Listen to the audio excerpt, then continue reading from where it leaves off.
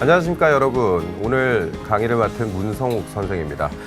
지금 이 방송을 보고 있는 많은 학생들과 그리고 학부모님들이 저를 통해서 어떤 정보를 얻어가고 싶어 하시는지 너무나 잘 알고 있습니다. 짧게 보면 다음 주에 있을 6월 모평에 대해서 어떤 점수를 어떻게 공부해야지 받을 수 있는가, 또는 길게 보면 수능에서 어떤 성적을 얻을 수 있을까, 그러기 위해서 어떠한 준비 과정이 필요할까, 그리고 더 멀리 보자라면 어떻게 하면 대학에 합격할 수 있을까, 이 부분이 가장 여러분들이 궁금해하시는 점이라고 생각이 됩니다. 요는 가장 중요한 방법은요, 시험을 잘 보는 방법입니다. 대학 가기 가장 쉬운 방법은요, 수능에서 좋은 성적을 받는 거죠. 그렇다면 단기간 내에 좋은 그리고 좀 높은 점수를 받는 것은 불가능하다. 이는 누구나 알고 있는 자명한 사실입니다. 그렇기 때문에 어떻게 공부해야지, 그리고 여러분들이 원하는 대학에 합격하기 위해서 어떠한 학습 전략이 필요한지가 가장 중요한 것이 될 것입니다. 그렇기 때문에 오늘 이 시간을 통해서 여러분들이 원하는 정보를 가져가시고요. 이를 활용해서 6월 모평에 일주일도 남지 않았는데, 이 얼마 남지 않은 6월 모평에서 여러분들이 원하는 점수를 얻기 위한 방법들, 그리고 6월 모평을 기점으로 해서 어떻게 공부해 나가야지 앞으로 있을 수능에서 좋은 성적을 받을 수 있을지, 이에 대해서 한번 좀 여러 가지 정보를 전달하는 시간을 갖도록 하겠습니다. 자, 그러면 TBS 기적의 TV 상담받고 대학 가자 2016학년도 수능 대비 사회탐구 영역 윤리군 학습법 지금 시작하도록 하겠습니다.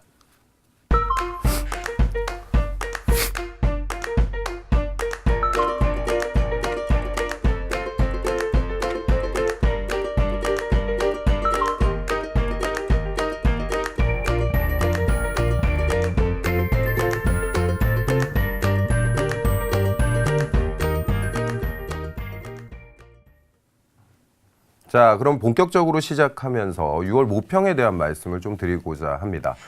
보통 학생들이 이런 얘기를 많이 합니다. 3월 달에 봤던 모의고사 점수가 절대 변하지 않는다. 만약에 제가 그런 이야기를 하는 학생들이 있으면 항상 해주는 대답이 있습니다. 만약에 3월 모평의 점수가 변하지 않는다라면 굳이 수능 볼 필요 없습니다. 하지만 기존에 지금까지 봤던 시험들과 6월 모평은 조금 다른 특성을 갖고 있다는 걸 알으셔야 됩니다. 처음에 먼저 생각을 하셔야 될 것은 재수생들이 시험을 본다라는 점입니다. 이렇게 생각을 해보죠. 약 10만 명의 재수생이 있습니다. 제가 항상 농담 삼아 하는 얘기로 재수생 질량 보존의 법칙에 따라서 매년 똑같은 수의 재수생들이 계속 나오게 되는데요. 그 10만 명의 재수생들이 가장 무서운 점은 남들보다 1년의 과정을 더 겪었다라는 겁니다. 이렇게 생각하면 되는 거죠. 실질적으로 6월 모평을 봤을 때 전에 봤었던 모의고사보다 점수가 오르는 경우들이 많습니다. 하지만 등급은 오히려 떨어지는 경우들이 많은 거죠. 그만큼 위의 점수대의 재수생들이 포진하는 경우들이 많고요. 이에 따라서 적잖이 당황하는 경우들이 많습니다. 특히나 수학이나 또는 사회탐구 영역과 같이 좀 반복적인 학습을 통해서 성적이 오를 수 있는 과목 같은 경우는 재수생들의 힘이라 하면 무시할 수 없는 힘을 갖고 있는 거죠. 그렇기 때문에 지금 재학생들, 그러니까 현역이라고 부르는 고3 학생들이 생각하셔야 될 것은 여러분들이 남은 기간 동안 재수생 따라하기가 좀 필요하다라고 생각하셔야 될 겁니다. 결국 바꿔서 얘기하면 재수생은 1년 동안 더 많은 과정을 거쳤고 더 많은 학습의 과정이 있었기 때문에 그 과정들을 다시 따라잡기 위해선 조금 더 많은 노력 그리고 꾸준한 학습이 필요하다라는 점 반드시 기억하셔야 될 것입니다. 그렇기 때문에 재수생들이 가진 그 실력을 흉내내는 데 있어서 짧은 기간 동안은 불가능할 수는 있습니다. 하지만 우리가 재수생을 따라가기 위해서는 무엇이 필요한가라고 얘기하면 가장 생각하셔야 되는 건 여러분들이 마음가짐입니다. 그렇기 때문에 재수생이 들어온다, 안 들어온다, 그게 중요한 것이 아니라 실질적으로 수험생이라면 반드시 가져야 되는 것, 즉 시험에서는 좋은 성적을 내야 된다는 의무감이 있다는 걸 반드시 좀 지각하시고요. 그에 따라서 좋은 성적을 받을 수 있도록 여러 가지 학습 전략을 짜는 것이 필요할 것입니다. 이에 따라서 지금부터 그러한 전략에 대해서 한번 말씀을 드려보고자 합니다. 자, 지금까지 봤던 시험의 전체의 범위와 똑같이 6월 모평 같은 경우는 전범위를 본다라는 특성을 갖고 있습니다. 전체 범위를 본다라는 부분은 결국 바꿔서 얘기를 하면 실질적으로 전범위에 대한 개념을 한 번은 훑어봐야 된다라는 전제가 있는 것이죠. 그렇기 때문에 실질적인 기초적인 개념과 기본적인 개념을 알아야 심화 과정으로 들어갈 수 있고요. 그리고 기본적인 개념을 알아야 문제에 대해서 적용할 수 있다는 점을 절대 잊으시면 안 됩니다. 학생들이 저한테 많이 묻습니다. 선생님, 공부를 하는 데 있어서 문제를 많이 푸는 게 중요합니까? 아니면 문제를 많이 안 풀어서 약간 불안한데 어떻게 해야 됩니까? 저는 항상 똑같은 이야기만 합니다. 만약에 문제를 많이 풀어서 대학을 갈 수 있다면 서점 아들은 100% 서울대입니다. 결국 바꿔서 얘기하면 문제를 많이 푸는 것이 중요한 것이 아니라 기본적인 개념이 튼튼하게 자리 잡고 있는 것이 중요합니다. 심화 과정으로 들어가든 문제풀이로 들어가든 가장 중요한 것은 개념이라는 점 반드시 기억하셔야 됩니다. 그렇기 때문에 실질적으로 한 이틀 정도의 시간을 들이시더라도 6월 모평 전에 전체의 범위에 대해서 한번 훑어보는 과정은 반드시 가치 있는 시간일 겁니다. 그래서 다시 한번 강조하지만 가장 중요한 것은 개념이라는 것, 이 부분에 대해서 반드시 유념하셔야 됩니다. 그리고 두 번째로 말씀드리면 개념 학습이 어느 정도 끝났고 전범위에 대한 전체의 개념을 한번 훑어봤다라면 전년도 또는 전전년도의 6월, 9월 그리고 수능 문제까지 다시 기출문제들을 보시는 과정이 필요할 것입니다. 평가원은요, 보통 학생들이 이런 얘기하죠. 평가원은 공공의 적이라고. 그래서 문제를 너무나 어렵게 낸다고. 하지만 그 기출문제들을 조심스럽게 잘 살펴보면 지금까지 냈던 패턴의 전형적인 문제들을 내는 경우들이 매우 많습니다. 즉, 평가원 같은 경우는 나름의 일정한 규칙이 있고요. 그 규칙에 근거하여 시험 문제를 출제하는 경우들이 많다는 거죠. 그렇기 때문에 기출문제를 단순히 맞았다, 틀렸다의 개념이 아니라 실질적으로 이 문제에서 말하고자 하는 개념이 무엇인지 그리고 선지에서 어떠한 개념들을 품고 있는지에 대한 완벽한 분석 과정이 필요한 겁니다. 이 부분에 대해서는 뒤에 제가 따로 마련한 문제풀이 과정을 통해서 좀 자세히 살펴보도록 하겠습니다. 지금까지의 시간이라고 하면 실질적으로 좀 많은 문제를 풀어봤던 학생들도 꽤 많을 겁니다. 근데 제가 학생들한테 항상 이런 얘기를 하는데 참 재밌는 게 있죠. 만약에 문제를 풀었어요. 그리고 2번과 4번이 정답이 헷갈렸는데 정답을 2번으로 거의 찍다시피 했습니다. 그러면 집에 가서 절대 4번을 보지 않습니다.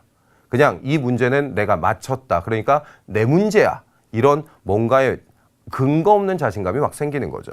그렇기 때문에 대부분의 학생들은 실제로 문제를 어떻게 풀어나갔냐가 중요한 것이 아니라 문제를 맞췄냐에 포커스를 삼는 경우가 매우 많습니다. 그래서 반드시 기억하셔야 될 것은 여러분들이 문제를 풀다 보면 틀렸던 문제는 계속해서 틀리는 것을 발견할 것입니다. 이 얘기는 바꿔서 얘기하면 문제를 그냥 단순하게 풀기만 했다라는 거죠. 그렇기 때문에 틀렸던 문제에 대해서 어느 부분을 내가 정확하게 몰라서 틀렸는지 그리고 문제를 틀리는 것에 있어서 어떤 유형별로 틀렸는지에 대한 분석이 반드시 필요한 것입니다. 그러면 오답의 문제들이 나왔을 때 이 오답의 문제를 어떻게 공부해 나갈지에 대해서 한번 좀 효과적인 오답 풀이 방법을 살펴보도록 하겠습니다. 화면 보시면서 말씀드리도록 하죠. 자, 지금 효과적인 오답 학습 방법이라는 게 보이고 있습니다. 첫 번째 보시면 틀렸던 문제의 답을 확인하지 않고 다시 풀어보자라고 나왔습니다. 실질적으로 틀렸던 문제 같은 경우는요, 답을 체크하고요. 그래서 만약에 2번, 4번 중에 정답이 2번이었다라고 한다. 근데 나는 4번을 했기 때문에 정답을 2번으로 체크하고 오답을 풀이하는 경우들이 많습니다. 절대 그러지 마시고요. 틀렸던 문제는 답을 확인하지 말고 그 상태에서 다시 한번 풀어서 정답을 유추해내는 과정이 필요할 겁니다. 두 번째, 채점을 다시 했는데 그 채점이 맞았다 하더라도 왜 틀렸었는지에 대해서 좀 꼼꼼히 따져보셔야 됩니다. 첫 번째, 문제를 좀 잘못 읽은 것인지, 그러니까 옳은 것인지 틀린 것인지에 대해서 정확하게 판단을 하지 못한 경우, 아니면 문제에 나와 있는 반론이라는 단어 때문에 좀 반대되는 입장을 골라냈는지, 두 번째로 지문을 자체를 이해를 못했던 건지, 그리고 세 번째, 선지를 헷갈렸던지에 대해서 확인을 하셔야 되고요. 그 다음에 문제의 표시를 해둔 다음에 다시 볼 수 있도록 정리를 해두셔야 되는 거죠. 결국 바꿔서 얘기하면 오답 노트라는 것이 가장 중요한 겁니다. 맞춤 문제는요, 다음에 또 맞힐 가능성이 높다? 아닙니다. 내가 정확하게 문제를 알고 풀지 않는 한 틀렸던 문제가 또 틀릴 수 있다는 거죠. 그래서 반드시 자신만의 오답 노트라는 게 반드시 필요하실 겁니다. 그 오답 노트를 기반으로 해서 틀린 문제는 또다시 틀리지 않도록 자기만의 좀 노하우들을 쌓아가는 과정. 그래서 저는 보통 오답 히스토리 노트라고 얘기하는데 오답 히스토리 노트를 보고요. 그래서 나중에 모의고사 보기 직전에는 그 오답 노트를 다시 한번 좀 리뷰하는 과정들이 필요하실 겁니다. 이와 같은 식으로 일전에 틀렸던 문제를 다시 틀리지 않도록 점검해야 그래야 몰랐던 것에 대해서 알게 되고 나아가서는 좀 좋은 성적을 얻게 되는 발판을 마련하실 수 있을 겁니다. 분명히 오답을 보는 것만으로도 좀 짜증이 나는 경우도 있고요. 그리고 좀 지겨운 경우들도 많습니다. 하지만 오답이라는 것은 여러분들의 좋은 성적으로 가는 마지막 발판이라는 점을 반드시 기억하셔야 됩니다. 그리고 마지막으로 6월 모평에 대해서 좀 다시 한번 말씀을 드리면서 기존에 봤던 오답 노트와 더불어서 여러분들이 문제를 푸는 과정에서 좀 어려움을 겪는 과정이 있으니 그게 문제 푸는 시간입니다. 30분이라는 제한적인 시간 동안 20문제를 풉니다. 그랬을 때 보통 제가 이런 얘기하는데 내 새끼들은 참 바빠. 그래서 문제를 다 풀고 또 주무셔야지 뭐 이런 얘기도 하는데 문제를 되게 빨리 푸는 학생도 있고요. 되게 느리게 푸는 학생도 있습니다. 그렇기 때문에 실질적으로 30분이라는 시간 동안 20문제를 푸는 데 있어서 어느 정도의 시간이 걸리는지에 대해서 그리고 자기가 문제를 푸는 데 있어서 좀 적절한 시간대를 배분하는 것이 중요할 것입니다. 그렇기 때문에 30분 동안 20문제를 푸는 데 있어서 한 문제에 너무나 오랜 시간을 배당하지는 않는지 또는 너무나 좀 짧은 시간 동안 심지어 10분 이내에 문제 푸는 학생들도 있으니까요. 문제를 너무나 빨리 풀어서 나머지 시간을 그냥 허비하지 않는 것인지 이 부분에 대해서 다시 한번 좀 살펴보실 필요가 있을 겁니다. 그래서 문제를 적절한 시간에 어느 정도에 풀어야 됩니까? 라고 하면 보통 저는 20분에서 25분 내로 문제를 푸는 것이 가장 적당하다라고 말씀을 드립니다. 실질적으로 20분에서 25분 정도의 문제를 풀게 되면 전체적으로 OMR 카드로 옮겼을 때의 실수를 다시 재검토할 수 있는 과정도 있고요. 그리고 문제에 대해서 다시 재검토하는 과정도 있을 수 있습니다. 여기서 반드시 생각하셔야 되는 것은 문제를 재검토하는 과정에서 저희 학생들이 가장 실수를 많이 하는 게 그냥 1번의 정답이 1번이었다. 그래서 OMR로 1번으로 옮겼다. 그럼 거기서 검토를 끝내는 경우들이 많습니다. 내가 설사 확실하게 알고 있는 답이라 하더라도 그 답이 오답이라는 가정하에 그 문제를 빠른 시간 내에 다시 한번 풀어가는 과정이 필요할 것입니다. 그렇게 해야지 완벽하게 만점에 다가갈 수 있는 학습법이라는 것을 다시 한번 말씀을 드리겠습니다. 얼마 걸리지 않는 시간입니다. 30분이란 시간에 20문제를 푸는 것에 대해서 연습과 연습을 계속 반복하다 보면 실질적으로 문제에 온전하게 집중할 수 있게 되고요. 분명히 여러분들이 보낸 6월 모평, 9월 모평, 그리고 수능까지 최고의 성적을 낼 수 있는 발판이 될 수 있을 겁니다. 자, 지금까지 다음 주로 다가온 6월 모평에 대비해서 어떤 것들을 좀 학습 전략으로 삼아야 되는지 그 대비법을 말씀을 드렸는데요. 이어서 수능까지는 어떤 공부를 전개해 나가야 되는지에 대해서 한번 살펴보도록 하겠습니다. 지금 앞에서 제가 강의 내용을 통해서 말씀드린 부분을 다시 한번 되짚어 보도록 하죠.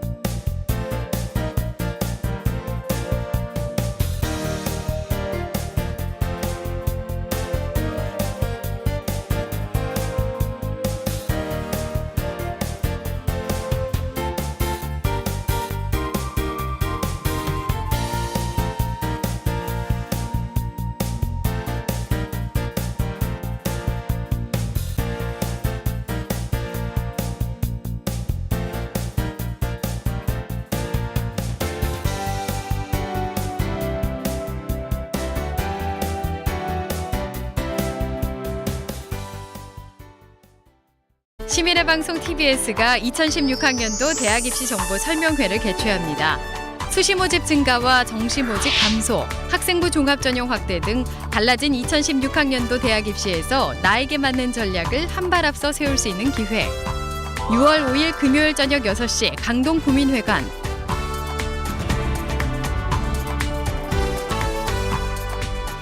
6월 20일 토요일 오후 2시 서대문 문화회관.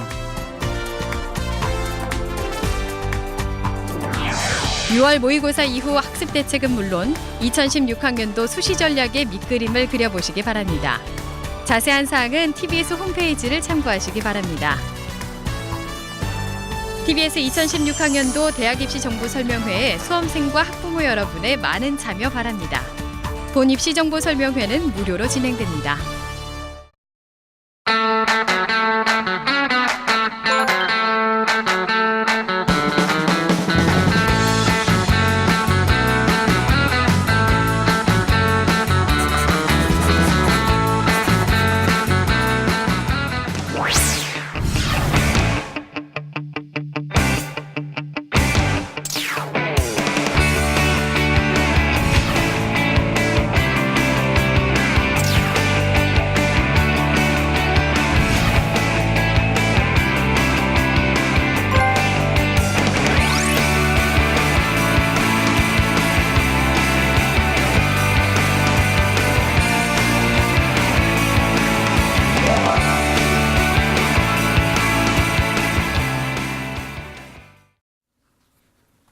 자, 2부 강의를 한번 이어나가 보도록 하죠. 2부 강의 같은 경우는 6월 모평 이후의 학습법에 대해서 준비를 했습니다. 실질적으로 공부를 하는 방법에 대해서는 앞에 말씀드렸던 게 거의 대다수라고 말씀을 드릴 수 있습니다. 근데 가장 중요한 것은요. 그러니까 공부가 전체 18이라고 한다면 전체 8할 정도를 차지하는 것은 제가 앞에서 말씀드렸던 기본적인 학습법에 대해서 꾸준하게 학습하는 과정이죠. 요즘 학생들이 이렇게 제가 공부하는 방법을 돌이켜보면은 이렇게 제가 살펴보면 학은 잘합니다. 근데 습을 하지 못하는 거죠. 그러니까 실질적으로 많은 학생들이 공부를 할애하는 시간은 매우 많습니다. 학교에서 수업도 듣고요. 학원 가서 수업도 듣고요. 그리고 인강도 듣고요. 되게 많은 공부의 양을 갖고 있습니다. 하지만 이것을 자기 거로 만드는 습의 과정이 전혀 없는 거죠. 그렇기 때문에 실질적으로 좋은 성적을 내는 데 있어서의 8할은 꾸준한 노력이라고 생각하셔야 됩니다. 그렇기 때문에 보통 집에 가면 솔직하게 말해서 되게 좀 뭐라 그래야 되죠? 시크한 척은 다 하죠. 그렇기 때문에 막 뭔가 엄마 나 공부하고 왔어 라는 흉내는 다 냅니다. 그리고 나서 자기만의 공부를 하기 위해서 들어갔는데 공부를 할 때 맨 처음에 책을 딱 피면 학생들은 이 과목과 오늘 내가 맞지 않음을 알게 됩니다. 그리고 나서 어디로 갑니까? 냉장고로 가죠. 그래서 냉장고를 위아래 한 번씩 열어보고요. 엄마가 TV 보고 있으면 뒤에서 잠깐 서 있고요. 그러다 들어와서 조용하게 자기만의 명상의 시간을 갖습니다. 아무리 10시간, 20시간 공부를 들었다고 하더라도, 즉 학습 과정이 있었다 하더라도 그것을 내 것으로 만드는 습의 과정이 없으면 아무런 불필요한 시간을 소비한 것밖에 되지 않습니다. 그렇기 때문에 80%, 즉 8할을 차지하는 것은 반드시 그것을 학습하는 꾸준함이라는 걸 반드시 기억하시고요.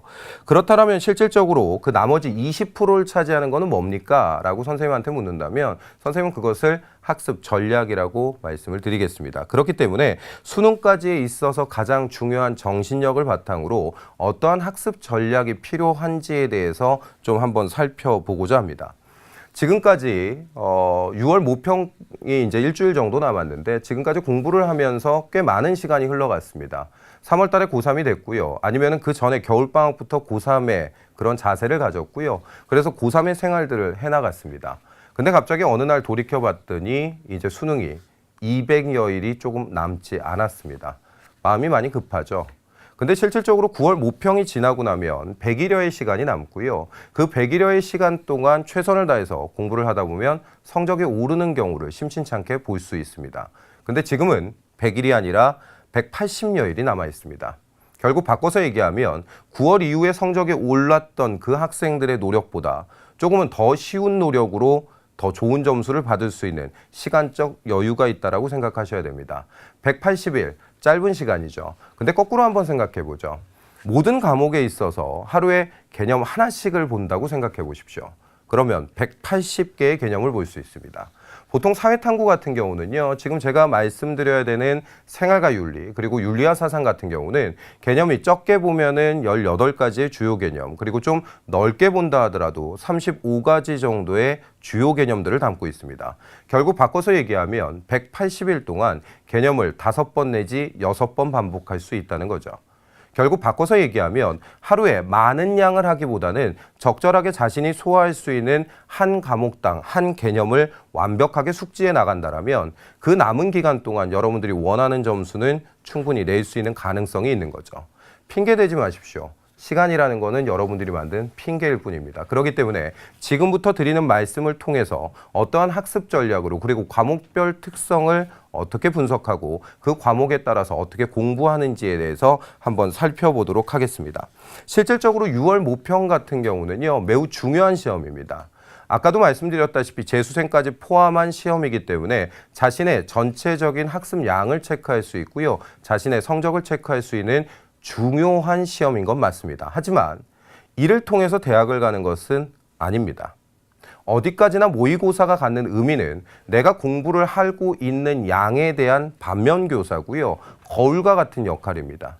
내가 지금까지 공부를 부족한 점이 있다면 채울 수 있는 기준점이 되는 것이고요. 내가 만약에 적절하게 공부를 잘 이끌어왔다면 또 부족한 부분은 어디에 있을까라고 한번 살펴볼 수 있는 기준점이 되는 거죠. 그렇기 때문에 항상 6월 모평을 기준으로 하여 자신에 대해서 정확하게 판단하고요, 이에 따라서 개선할 점을 찾아가는 과정이 매우 필요할 것입니다. 앞서서 오답 노트를 만드는 법, 그리고 오답 학습 방법에 대해서 한번 말씀을 드렸는데요. 실질적으로 문제를 좀 잘못 읽어서 그래서 틀린 문제가 있는 경우에 의도적으로 문제에 대한 발문을 차근차근 체크하시는 그런 과정이 좀 필요하실 겁니다. 예를 들어서 지문이라는 것이 나왔는데 그 지문을 좀 설렁설렁하게 읽는 학생들이 있습니다. 그러면 그 지문을 차근차근 하나하나의 글자를 모두 다 본다라는 느낌으로 차근차근 풀어나가는 과정이 반드시 필요할 거고요. 그리고 다음으로 지문 자체의 내용이 어려운 경우가 있습니다.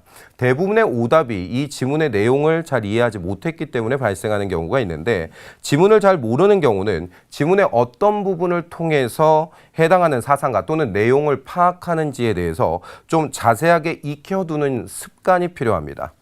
단 이런 부분은 좀 조심하셔야 됩니다. 생활과 윤리도 그렇고 윤리와 사상도 그렇고요, 여러분들이 좀 키워드를 잡는 단어들이 있습니다. 분명하게 키워드 학습은 필요합니다. 예를 들어서 니부어라는 사상가가 나왔다면 니부어의 사상에서 항상 나오게 되는 집단과 개인 또는 정의와 이타심, 그리고 사회 집단의 이기적이고 정치적인 것, 이런 몇 가지 단어들은 반드시 기억을 해두셔야 되겠지만, 실질적으로 도라고 하는 단어 또는 성인이라고 하는 단어처럼 키워드가 될 수 없는 단어임에도 불구하고 도가 보였어, 그리고 성인이 보였어, 왠지 성인 군자니까 육아 같아, 이런 식으로 접근하게 되면 오류가 너무 크게 발생할 수 있습니다. 예를 들어서 육아에서 도라고 하는 것은 도덕의 도를 얘기하는 것으로서 많이 출제가 되고요. 그리고 불교에서는 중도라는 단어에서도 도가 출제가 됩니다. 그리고 도가에서는 모든 만물의 근원이라는 것이 도라는 그런 입장을 취하고 있기 때문에 도는 절대 키워드가 될 수 없는 거죠. 성인 역시 마찬가지 아니겠습니까? 육아에서는 군자라고 얘기하고 대인부라고 얘기하고 대장부라고 얘기하고 대인이라고 얘기하는 성인이 있는 것이고요. 불교에서는 보살이라고 하는 성인이 있는 겁니다. 그리고 도가에서는 지인가, 신인가, 천인가, 지인이라고 하는 성인이 있는 거죠. 결국 바꿔서 얘기를 하면 모든 것은 성인이라고 하는 이상적 인간상을 표현하는 일반 명사임에도 불구하고 그것을 특정 영역에 한정지어서 문제로 접근하는 경우들이 매우 많습니다. 그렇기 때문에 이런 부분에 대해서는 키워드가 아닌 전체 문맥에서 그 문맥에서 무엇을 이야기하는지 보시는 연습 반드시 필요하실 겁니다. 그리고 마지막으로 내용에서 아주 약간의 디테일을 좀 이해하지 못해서 틀리는 경우들이 있을 겁니다. 이는 최근 수능 경향이 대부분 좀 디테일에 포커스를 맞추는 경우가 많고요. 그렇기 때문에 그 디테일에 대한 부분은 좀 섬세하게 공부하는 과정이 반드시 필요하실 겁니다. 즉 촘촘하게 자료 하나를 좀 읽어 가시면서 자신의 것으로 만드는 과정이 반드시 필요하다는 것을 이해하셔야 됩니다. 이런 식으로 6월 모의평가는 자신을 확실하게 이해하지 못하는 단원뿐만 아니라 부족했던 공부 스타일까지 한번 돌이켜볼 수 있는 그런 아주 중요한 기준점이 될 것입니다. 그렇기 때문에 6월 모평이라는 것은 좀 터닝 포인트로 삼으셔야 됩니다. 내가 지금까지 했던 것이 잘했는가? 잘했다라면 꾸준히 그것을 이어나가는 과정이 필요한 것이고요. 그리고 만약에 내가 지금까지 해왔던 과정이 뭔가 좀 잘못된 부분이 있다 그러면 그 잘못된 부분을 되잡는 그런 터닝 포인트로 삼으셔야 된다는 거 반드시 기억하셔야 됩니다. 그리고 아까도 말씀드렸다시피 가장 중요한 것은요, 꾸준함입니다. 제가 항상 말씀드리는 게 있는데 공부를 하는 데 있어서요, 엉덩이의 무게감은 꽤 중요합니다. 엉덩이로 오랜 시간 앉아 있는 것은 기본입니다. 그런다고 아무 생각 없이 그냥 앉아 있는 것이 아니라 오랜 시간 앉아 있으면서 거기서 학습적인 전략 방법들을 취득해 나가는 과정, 그리고 하나하나의 개념들을 내 거로 만드는 과정, 그것이 가장 중요한 것입니다. 제가 항상 이런 얘기를 합니다. 너희들 공부하는 거 참 힘들지.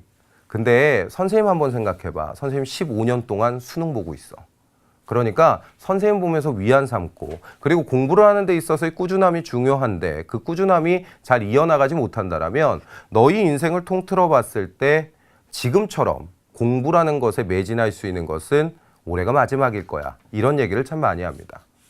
꾸준함이 가장 중요합니다. 여러분들이 아무리 좋은 교재를 갖고 그리고 좋은 선생님의 강의를 듣는다 하더라도 그것을 씹어서 내 거로 소화시키는 과정이 없다면 아무런 필요가 없다라는 것을 반드시 기억하셔야 될 것입니다. 그렇기 때문에 실질적으로 꾸준함을 이어나가는 데 있어서 여러분들이 좀 어려워하는 부분들이 있습니다. 깊은 내용을 이미 배운 다음에 또다시 알고 있는 것을 다시 한번 좀 복습하는 과정들이 되면 매우 어려워하는 경우들이 많습니다. 실질적으로 같은 교재고요. 그리고 내가 이미 알고 있었던 개념이기 때문에 그 개념을 이끌어 나가는 거에 있어서 매우 좀 지겨워하는 거죠. 그런 학생들의 공통점을 한번 살펴보면 학생 여러분들이 되게 안타깝게 공부에 스케줄링을 하는 경우들이 많다는 겁니다. 실질적으로 학생들한테 어떻게 공부합니까? 라고 물어보면 한 과목을 정해놓고요. 그 한 과목을 그 날짜에는 그 과목만 보는 경우가 되게 많은 거죠. 제가 항상 드리는 말씀인데 공부는 지겹게 하시면 안 됩니다. 공부는 차라리 좀 요령 있게 하실 필요가 있는 거죠. 한번 생각을 해보죠. 만약에 오늘 금요일이었고요. 그리고 금요일 날 사회탐구, 생활과 윤리만 금요일 하루 종일 본다고 생각해 보십시오. 지겹습니다. 그렇기 때문에 실질적으로 좀 텐션 자체가 떨어지고요. 그러면서 실질적으로 많은 진도도 나가지 못하고 몇 페이지 안에서만 계속 도는 경우들이 많은 거죠. 그렇기 때문에 반드시 기억하셔야 되는 것은 과목을 좀 나눠서 학습하는 자세가 필요하다는 걸 기억하셔야 됩니다. 그러니까 국어나 수학, 영어, 그리고 사회탐구에 있어서 두 과목, 이 과목들을 하루의 시간을 조금씩 분배해서요. 실질적으로 국어를 하는 데 있어서 정확하게 내가 지겹지 않을 정도, 그리고 수학을 공부하는 데 있어서 내가 지겹지 않을 문제의 숫자, 영어의 단어에 있어서도 내가 영어가 지겹지 않을 정도의 단어, 그리고 사회탐구에서는 아까 말씀드렸다시피 하루에 적어도 개념 하나 정도, 그리고 관련 문제들 두세 문제를 꾸준히 풀어나가는 과정이 필요한 거죠. 어떤 한 과목에 있어서 미친 듯이 그 과목만 하루 동안 판다라는 것 누구나 지겨울 수밖에 없습니다. 그렇기 때문에 실질적으로 과목을 좀 효율 있게 나누시고 그렇게 해서 나아가다 보면 하루에 몰아서 한 과목을 하게 되잖아요. 그러면 단기적으로는 효율이 있어 보입니다. 그리고 꽤 점수가 오르는 것처럼 보입니다. 하지만 실질적으로 따지고 보면 그렇게 많은 점수를 얻지 못하는 경우들이 많습니다. 그래서 과목을 효율적으로 나누고 그 과목을 계속 쌓아나가다 보면 일정 시간이 지나고 나서 꽤 많은 학습의 양이 쌓여 있는 것을 아실 수 있을 겁니다. 그렇기 때문에 가시적인 성과를 주지는 못하지만 실질적으로 지루함을 없앨 수 있기 때문에 그에 따라서 아이들에게 제가 항상 하는 말은 포기하고 싶도록 만들지 말라. 그래서 항상 좀 재밌게 공부할 수 있는 스케줄링을 하라. 이렇게 말씀을 드립니다. 그리고 아는 것이라고 하고 방심하고 시간을 보내기보다는 다시 한번 살펴보시고 내가 알던 것도 좀 곱씹어서 다시 복습하는 과정. 그렇게 해야지만 수능까지 충분히 버틸 수 있고요. 그리고 여러분들이 원하는 결과가 눈앞에 나타나실 수 있을 겁니다. 자, 지금까지 전체의 총 개괄적인 부분에 대해서 말씀을 드렸고요. 이제는 윤리 과목 한 과목씩에 대해서 6월 모의평가 이후 학습 과정에 대해서 좀 설명을 드리고자 합니다. 자, 먼저 생활과 윤리는 2014학년도부터 수능에 채택된 과목입니다. 그렇기 때문에 어느 정도의 좀 틀이 마련돼 있다라고는 생각될 수 있지만 다른 여타의 과목에 비할 바는 아닐 것입니다. 그렇기 때문에 실질적으로 좀 많은 학생들이 선택하는 이유는 다른 여타 과목에 비해서 개념이 좀 쉽다. 그러니까 흔히 말해서 눈 떴고 한글 알면 풀 수 있어요. 이런 문제들이 상당히 많은 거죠. 그래서 생활과 윤리 같은 경우는 이렇게 생각하시면 됩니다. 상식 수준에서 읽고 그리고 풀 수 있는 문제들이 많기 때문에 좀 생활에 밀접한 문제들이 많죠. 이래서 다수의 학생들이 선택은 하지만 엄연히 따지면 생활과 윤리도 사회탐구, 수능 과목입니다. 다시 말씀드리면 다른 과목과의 변별력에 있어서 어느 정도의 밸런스를 맞춰야 된다라는 의무감이 있는 과목입니다. 그렇기 때문에 내용 자체는 매우 쉽습니다. 즉, 개념은 매우 쉽지만 실질적으로 디테일한 문제의 유형이라든지 아니면 문제의 선택의 방법에 있어서는 매우 까다롭게 다가올 수 있는 거죠.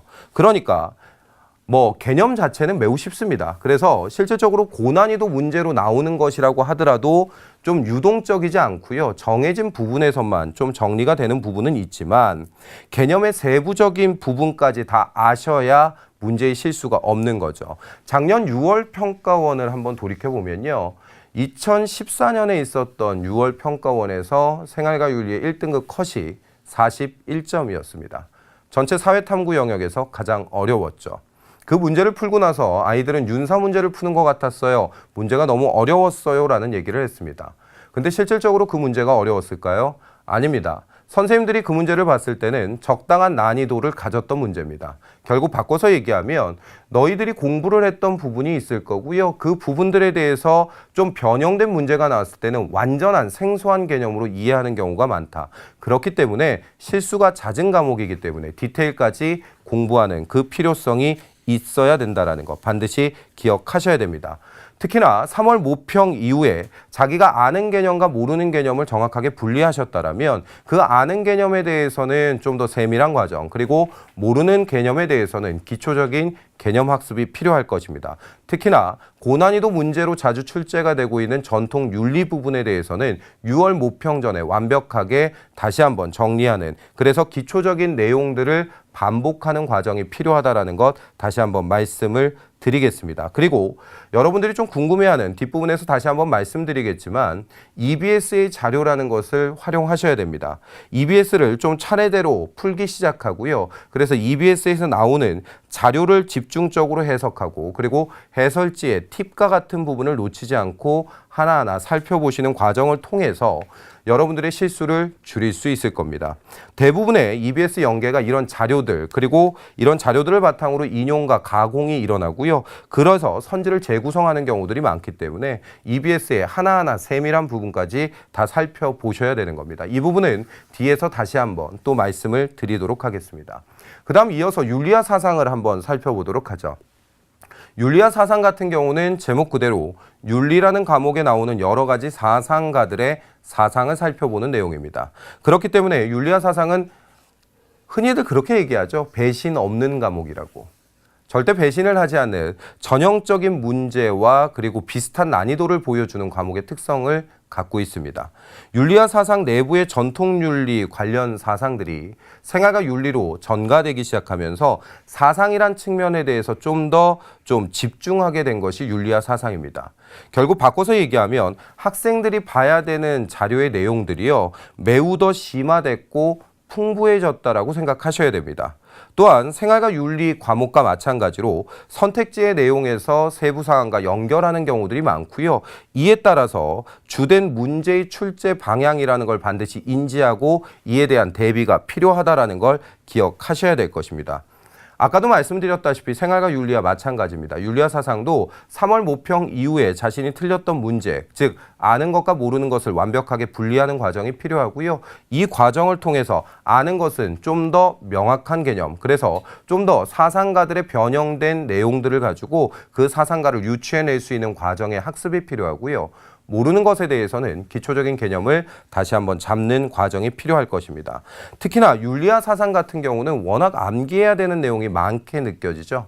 그렇기 때문에 실질적으로 좀 헷갈리거나 까먹는 경우들이 많습니다. 그렇기 때문에 반드시 필요한 것이 사상 변천의 흐름에 따라서 공부하는 과정이 필요합니다. 즉 A의 사상가가 있다라면 A의 사상가와 B의 사상가가 어떠한 연관성을 갖고 있는가, 그리고 A의 사상가의 어떤 부분을 반대해서 B의 사상가가 나왔는가. 예를 한번 들어볼까요? 서양 사상에서 소피스트 철학이라는 것이 나오게 됩니다. 소피스트 철학하면 프로타고라스 생각나죠? 인간은 만물의 척도다. 상대론적 윤리관이었습니다. 그렇기 때문에 거기서 나왔던 소피스트의 직업이 뭔지 기억하십니까? 선생님들이었죠. 어떤 걸 가리키는? 웅변을 가리키고요. 변호하는 법을 가리키고요. 그리고 수사학을 가리켰던, 즉 아고라에 모여있던 직접 민주정에서 자기의 사상을 이야기할 때 필요한 기술적인 부분을 가리켰던 그런 철학자들입니다. 결국 바꿔서 얘기하면 상대론적인 거고요. 진리라는 것은 자기의 주장, 즉 근거가 확실한 주장이 진리라고 주장했던 소피스트 철학이죠. 이 소피스트 철학을 반대했던 학자가 나오죠. 그 학자가 누굽니까? 소크라테스죠. 소크라테스 같은 경우는 가장 비판했던 것이 보편적 이성의 존재입니다. 보편적 이성이라는 것이 존재한다. 그렇기 때문에 상대적인 것, 즉 다양한 진리라는 것은 양립할 수 없다. 진리는 오직 하나이니 그것이 바로 보편적 이성이다. 그렇기 때문에 그 이성을 아는 것이 중요한 주지주의를 얘기했고요. 그에 따라서 삼파술이라는 건 얘기했죠. 그렇기 때문에 너 자신을 알라라는 얘기, 그래서 삼파술에서 나왔던 그 명언을 기억하셔야 됩니다. 즉 소크라테스는 소피스트에 반대하며 나왔습니다. 그러면 소피스트가 얘기했던 상대주의적 윤리관에 반대했으니까 뭐가 될까요? 절대주의적 윤리관이겠죠. 그러면 직접 민주정을 옹호했던 소피스트에 반대했기 때문에 소피스트가 주장했던 직접 민주정에 반대하는 것, 즉 엘리트 정치를 이야기했던 게 소크라테스가 됐을 겁니다. 그러면 소크라테스의 제자가 누굽니까? 플라톤이죠. 그럼 플라톤은 소크라테스의 사상을 그대로 받았을 겁니다. 단지 하나 더 발전시킨 거죠. 소크라테스가 이야기했던 보편적 이성이 어디 있을까 궁금하더니 막 찾아봤습니다. 근데 이 세상에는 없네요. 그러니까 다른 세상에 있겠지. 그 세상이 결국 이데아라고 주장했던 것. 그게 플라톤이었죠. 결국 사상이라고 하는 것은 시대의 흐름에 따라서 무엇을 주장했고 그 주장에서 반박하는 과정을 통해 사상이 발전돼 나가는 사상의 흐름이 있습니다. 이 사상의 흐름이라는 것을 반드시 찍고 어떤 비유를 드는가, 그리고 왜 등장했는가 등을 잘 이해한다라면 어렵지 않게 윤리학 사상을 공부하실 수 있을 겁니다. 자, 그러면 지금 전체적인 생활과 윤리, 그리고 윤리학 사상에 살펴봤다라면 여러분들이 가장 궁금해하는 것 중에 하나인 EBS 활용 방법에 대해서 한번 살펴보도록 하겠습니다. EBS 교재 활용 방법에 대해서 전체적인 유형 두 가지를 준비했습니다. 첫 번째, 유형 첫 번째는 지문과 자료를 학습하는 방식입니다. EBS 수능 특강 문제를 좀 화면으로 보면서 지문과 자료를 학습하는 방법을 어떻게 가져나가야 되는지 한번 살펴보도록 하죠. 화면 보시면서 이야기 나누도록 하죠. 자, 지금 보실 수 있는 거는 EBS 수능 특강 8강에 나와 있는 실전 문제 1번입니다. 지금 위에 거를 보시게 되면 야수를 죽이는 것이 죄라고 주장하는 사람이 오류를 범하고 있다, 이런 얘기들이 나와 있죠. 위에 지문을 봤을 때 어떤 사상가의 주장인지 알 수 있겠습니까? 익숙하지 않을 거고요. 그리고 잘 보지 못한 지문일 겁니다. 학생들이 가장 쉽게 할 수 있는 EBS에 대한 공부 방식인데요. 내가 알지 못하고 혹시 익숙하지 않은 내용들을 살펴보고 시험을 봤을 때 지문을 보고 어떤 사상가가 떠오를 수 있는지, 더 나아가서는 만약에 사상가를 모른다 하더라도 그것이 어떤 사상가인지에 대해서 해석하는 방법이 매우 필요할 겁니다. 지금 보시게 되면 위의 지문은 매우 낯선 지문처럼 다가오실 겁니다. 얘 같은 경우는 토마스 아퀴나스의 주장이고요. 토마스 아퀴나스의 주장 같은 경우는 기출문제에서 많이 보여지지 않았던 겁니다. 근데 문제를 독해하는 과정을 한번 보죠. 지금 보시는 화면을 통해서 처음에 읽으실 겁니다. 그리고 주요 단어를 찾으셔야 되고요. 주요 문장을 찾고 해석으로 이어나가셔야 되는데 한번 보도록 하죠. 지금 문장에서 보게 되면 누가 말하고 있는지는 모르겠지만 적어도 우리는 신의 섭리라는 단어를 보실 수 있을 겁니다. 그러면 신이라는 것이 명령한 바가 있고요. 그 신의 섭리에 따라서 동물이 인간이 사용할 수 있다라는 과정을 꼭 챙겨 보셔야 되는 거죠. 결국 바꿔서 맥락상에서 보게 되면 인간은 동물을 자기 마음대로 할 수 있고요. 그것은 신에게 허락받은 것이다. 실질적으로 어떤 사상가의 내용인지는 모르겠지만 우리는 인간 중심주의 그리고 그것이 신에 의한 명령이다라는 부분, 즉 신의 섭리에 따른 거라는 것을 반드시 아셔야 됩니다. 이를 통해서 정답이 니은과 리을이 될 수 있다라는 것을 챙겨 가셔야 되는 거죠. 그래서 정답은 3번임을 알 수 있는데 이런 식으로 전체를 좀 읽으시면서 단어 하나하나의 포인트 그리고 주요 문장을 끄집어내는 충분한 연습을 거치게 되면요. 오랜 시간 좀 이렇게 연습을 하시고 나서 나중에 문제를 풀게 되면 그 문제의 정확도를 더욱더 올릴 수 있으실 겁니다. 이어서 윤리학 사상 문제는 어떻게 나오는지 한번 살펴보도록 하겠습니다. 화면 한번 보시면서 이야기해 보도록 하죠. 자, 지금 스피노자의 윤리 사상이 나와 있습니다. 지금 긴 문장이 나와 있는데 이 문장을 전체적으로 다 읽지는 않고요. 첫 번째 문장 정도만 한번 보도록 하죠. 신은 절대적으로 무한한 존재, 즉 모든 것이 각각 영원하고 그리고 무한한 본질을 표현하는 무한한 속성으로 이루어진 실체이다.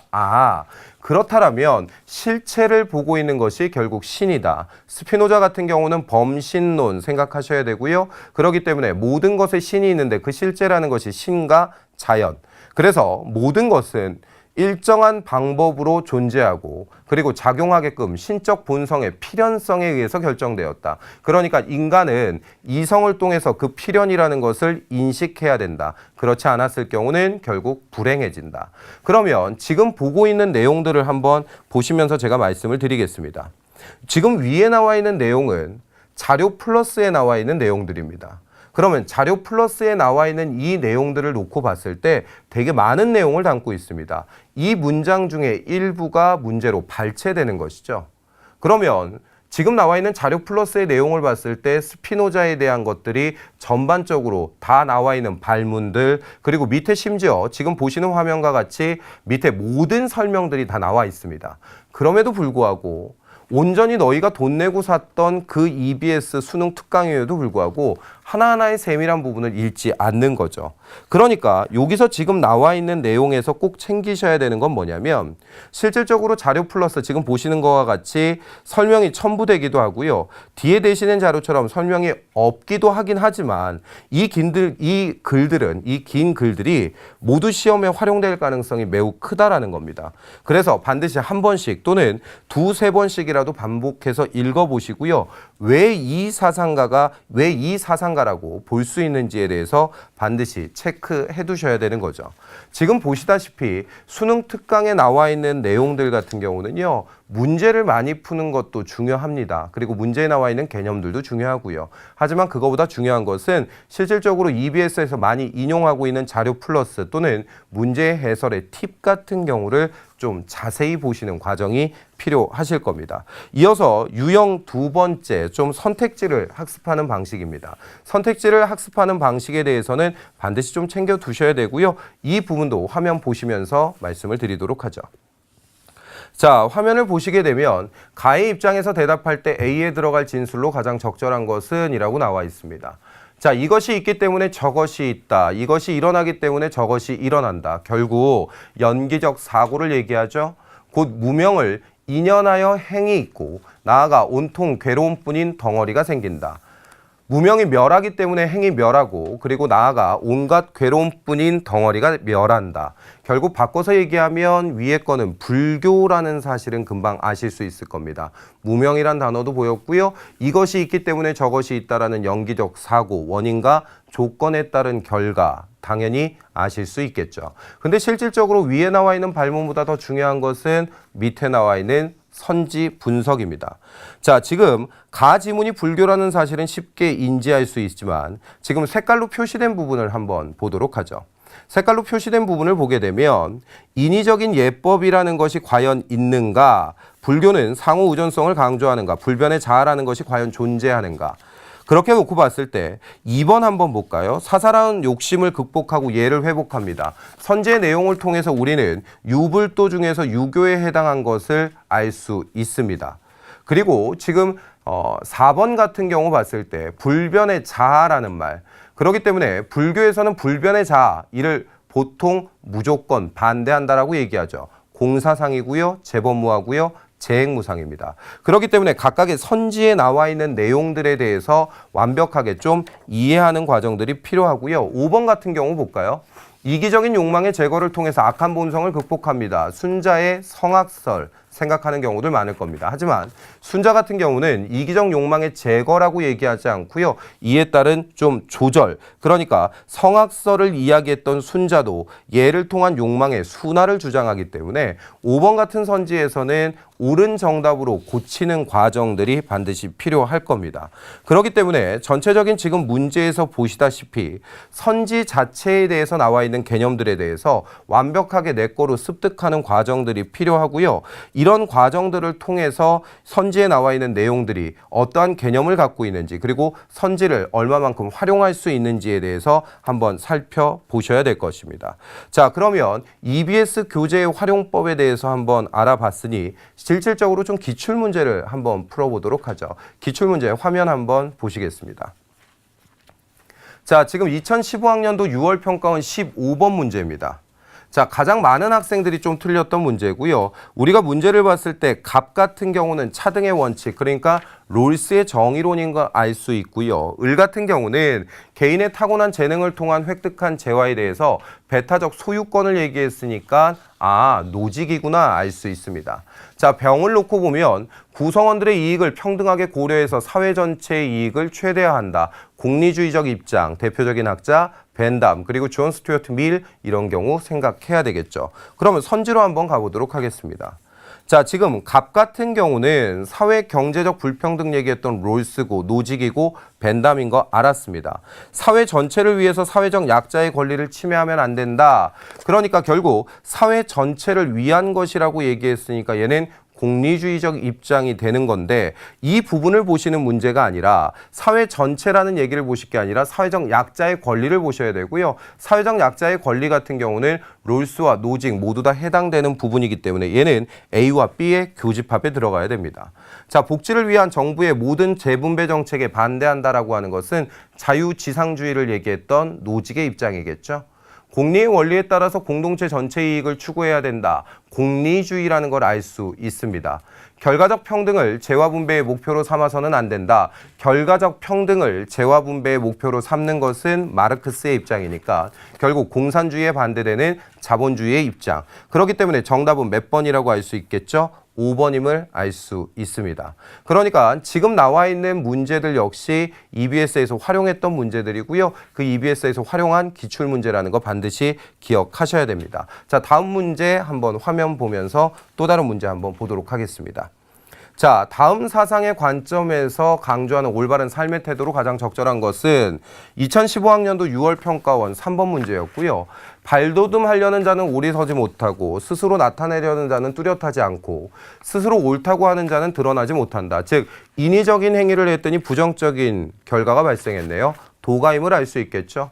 사물은 적어 다닌 것이 없고 익어 다닌 것이 없다. 모든 것이 도이다. 그렇기 때문에 옳음은 그름에서 말미암고, 즉 옳음과 그름의 차이는 없고요. 장단의 차이가 없고요. 미취의 차이가 없고 선악의 차이가 없다. 결국 성인은 이들로 말미하지 않고 자연에 비추어 본다. 무의자연적 삶을 통해서 도가의 삶임을 알 수 있습니다.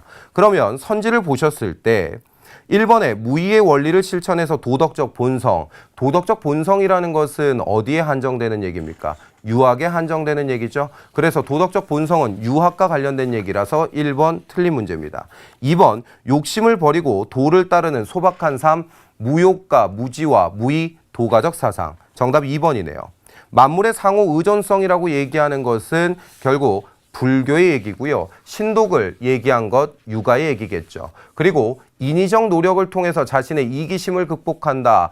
인위적 노력을 통해서 자신의 이기심을 극복하는 것, 결국 유가적 태도가 되겠죠. 그렇기 때문에 이 문제의 정답은 2번인 걸 알 수 있습니다. 이런 문제에서 가장 중요한 것은 기본적인 개념에 대해서 확실히 알아두시는 거죠. 특히나 전통 윤리 부분 같은 경우는 유불도에 구분하는 문제들이 많고요. 그 유불도 문제에 있어서 여러분들이 헷갈려하는 경우들이 매우 많습니다. 많은 학생들이 선택하는 생활과 윤리에서 특히나 전통 윤리 부분은 반드시 고난이도 문제 그리고 난이도의 변별력 문제로 출제될 가능성이 높기 때문에 기본적인 개념에 대해서 6월 평가원 전에 다시 한번 좀 다잡는 필요성이 있으실 겁니다.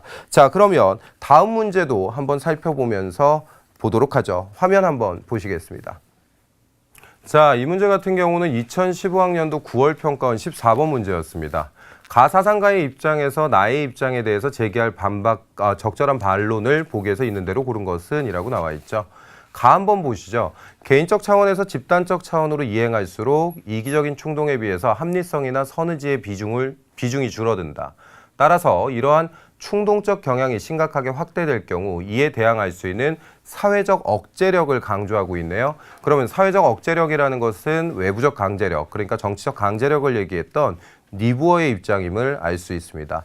나의 발문으로 가게 되면 개인적 차원에서 마찬가지로 집단적 차원에서도 합리성과 선의지는 언제나 이기적 충동을 억제할 수 있답니다. 그러니까 결국 개인이 도덕적이라면 사회 전체도 도덕적일 수 있다는 얘기가 되겠죠.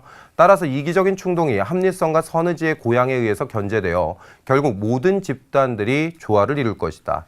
바꿔서 보게 되면 얘는 개인적인 도덕성이 중요하다라고 얘기하고요. 가의 입장에서는 사회적 억제력이 추가로 필요하다라는 부분을 강조하고 있는 걸 알 수 있습니다. 그러면 선지로 한번 가보도록 하죠. 자, 도덕적인 사회를 실현하기 위한 정치적 방법을 무시한다라고 나와 있습니다. 니부어가 도덕주의에 대해서 반론이니까요. 니부어 같은 경우는 정치적 방법을 매우 강조하죠. 그래서 기억 맞는 얘기 되겠네요. 자, 개인 양심과 집단의 요구 간에는 모순이 지속된다. 즉 개인 양심의 이상점은 이타심이었고요. 그리고 집단의 도덕성의 이상점은 결국 정의가 되겠죠. 그 집단의 정의와 그리고 개인의 이타심이라는 것의 모순은 지속됩니다. 그래서 니은도 맞는 선지가 되겠네요. 개인과 사회의 최고의 도덕적 이상이 동일하다라고 얘기를 한다면 개인의 도덕성만 함양했을 때 사회의 도덕성이 실현되기 때문에 이는 도덕주의의 입장입니다. 그러니까 동일함을 강가한다라고 하면 나의 입장에서 가를 비판하면 가능하겠지만 가의 입장에서 나를 비판하는 것은 옳지 않겠죠. 리을로 가보도록 하죠. 집단 간 힘의 차이가 사회 부정의의 원인임을 강가한다. 니부어 같은 경우는 집단 이기주의가 발생하는 것이 집단 간의 힘의 권력의 차이라고 얘기하고요. 그렇기 때문에 사회 부정의의 원인을 집단 간의 힘의 차이로 본다. 니부어의 입장입니다. 그렇기 때문에 정답은 기억가, 니은가, 리을. 그래서 정답 4번 되는 것을 알 수 있네요. 빠르게 다음 문제로 넘어가 보도록 하죠. 화면 한번 보시겠습니다. 자, 지금 보는 문제에서는 반드시 기억하셔야 될 건 딱 한 가지만 좀 챙겨가시면 될 것 같습니다. 지금 갑의 입장은 누굽니까? 루소의 사회 방위론적 관점이죠. 을 같은 경우는 정언명령 얘기했으니까 응보론적 관점을 얘기했던 칸트가 됩니다. 그리고 병 같은 경우는 얘는 비례의 규칙이 공리의 원리에 입각한다 그랬으니까 공리주의적 입장이라는 거 아실 수 있을 겁니다. 그리고 선지로 바로 넘어가 보도록 하죠. 선지를 보시게 되면 지금 국가는 살인범의 생명을 박탈할 수 있는 권한을 갖는가라고 했습니다. 루소와 칸트 같은 경우는 무조건적인 사형 존치주의자이기 때문에 가능한 얘기가 되고요. 근데 실질적으로 맨 끝에 나와 있는 벤담 같은 경우는 공리주의적 태도이기 때문에 그럴 수도 있고 그렇지 않을 수도 있는 거죠. 그래서 기억이 틀린 선지가 되는 겁니다. 자, 니은으로 가게 되면 사형제도는 범죄의 경중에 비례하는 보복의 수단인가? 응보론적 관점 대놓고 얘기하죠. 칸트. 디귿으로 가면 인간 존엄성의 이념에 부합하는가? 얘 역시 칸트의 입장인 거 알 수 있고요. 공익에 따라서 판단하는가라고 얘기하면 얘는 누가 됩니까? 바로 공익에 따라서, 즉 공리주의적 입장. 그러니까 정답은 5번 되는 거 아실 수 있겠죠. 기본적인 개념에 대한 문제였습니다. 이 문제에 이어서 다음 문제 한번 보도록 하겠습니다. 다음 문제를 보시게 되면 다음 사상가의 입장에서 문제 상황 속에 A에게 해줄 수 있는 것. 위에서 얘기한 것이 어차피 니부어의 입장과 똑같기 때문에 밑에 선지 내용으로 한번 가보도록 하겠습니다. 다음 선지 내용을 보게 되면요. 선의지의 통제를 받는 비합리적 수단, 가장 중요한 부분입니다. 그렇기 때문에 이 부분에 대해서 반드시 작년에 나왔던 문제이기 때문에 기억하셔야 되고요. 그리고 니은으로 갔을 때 사회 갈등이 집단 간의 권력 불균형, 얘도 똑같은 얘기죠. 그리고 리을, 도덕적 설득과 정치적 강제력이 병행된다. 니부어의 입장입니다. 이런 문제들 같은 경우는 기본적인 개념이라는 거 반드시 기억하신 상태에서 지금까지 봤던 문제들을 통해서 여러분들은 6월 평가원에 어떤 대비를 해야 되는지 한번 EBS 활용법까지 그리고 기출문제까지 한번 전체적으로 다 풀어보셨습니다. 지금까지 한 내용에 대해서 EBS 학습법 모든 것들을 한번 되짚어 보도록 하겠습니다.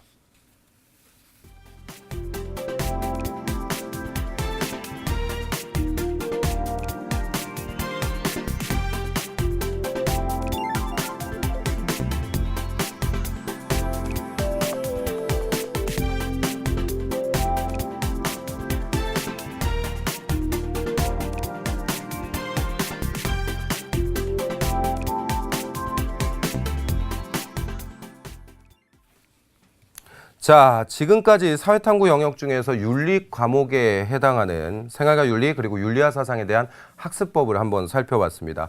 그리고 EBS의 교재 활용 방법 그리고 기출문제까지 한번 풀어봤네요. 짧은 시간이지만 꽤 알찬 시간이었다라고 생각합니다. 오늘 강의가 윤리 과목을 선택한 학생 여러분 그리고 정보가 필요한 학부모 여러분들에게 많은 도움이 됐기를 바라겠습니다. 이제 일주일 남았네요. 6월 모평 잘 보시고요. 9월 모평 수능까지 그리고 여러분들이 원하는 대학까지 한 번에 합격하시기를 진심으로 기원하겠습니다. 감사합니다.